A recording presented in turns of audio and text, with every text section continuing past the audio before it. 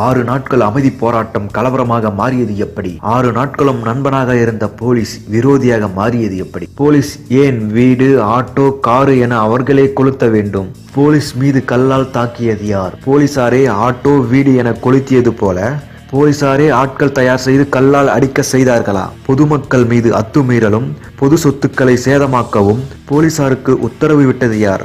அனைத்தும் நீங்கள் மேலோட்டமாக பார்த்தால் புரியாது. கலவரத்தை ஏற்படுத்த மிகப்பெரிய சதி உள்ளது. நடத்தப்பட்ட கலவரம் யாரோ ஒருவரின் சந்தோஷத்திற்காக இருக்கலாம். உலகிலே நடக்காத 2 அதிசயம் நடந்தது. ஒன்று, மாணவர்களின் 6 நாட்கள் அமைதி போராட்டத்திற்கு ஒரே நாளில் பிரதமர், முதல்வர் என அலறி அடித்து அவசரம் சட்டம் நிறைவேற்றியது.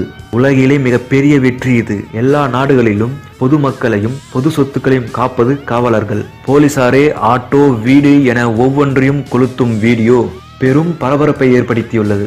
போலீசாரின் இந்த செயலுக்கு உத்தரவிட்டது யார்? சரி, இந்த கலவரத்தை உருவாக்க என்ன காரணம்? 6 நாட்கள் போராட்டத்தில் சட்டம் நிறைவேற்றப்பட்டு அந்த சட்டத்தின் நகல்களை டிவி, செய்தித்தாள்களில் வெளியிட அரசு தயங்கியது ஏன்? அப்படி நீங்கள் வெளியிட்டு இருந்தால் மாணவர்கள் அவர்களின் வழக்கறிஞர்கள் மூலம் சட்ட திருத்தத்தை ஆராய்ந்து போராட்டத்தை வெற்றியாக கொண்டாடி வீட்டிற்கு சென்றிருப்பார்கள்.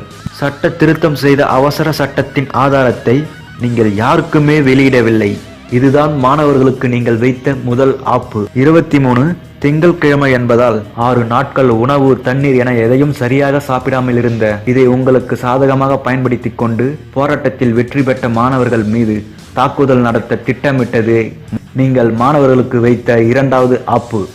திருமணத்தில் நேரம் குறிப்பது போல் மெரினாவில் நீங்கள் 5 மணி என்று குறித்தது ஏன்? இது மாணவர்களுக்கு வைத்த நீங்கள் 3வது ஆப்பு. சட்ட திருத்தம் செய்த ஆதாரத்தை அரசாங்க சீல் மற்றும் கையெழுத்துடன் நீங்கள் காட்டியிருந்தால் அவர்களே போராட்டத்தை வெற்றியுடன் முடித்து வீட்டிற்கு கொண்டாடி சென்றிருப்பார்கள்.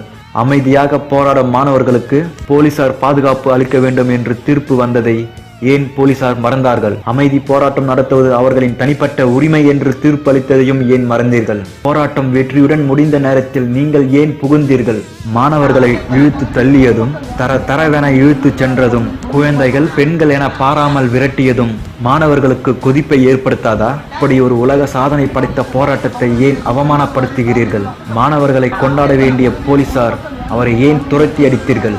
இனி எந்த ஒரு பிரச்சனைக்கும் போராட்டமே நடத்தக்கூடாது என்பதற்காகவா? பெற்றோர்கள் தன் பிள்ளைகளை போராட்டத்திற்கு அனுப்பக்கூடாது என்பதற்காகவா?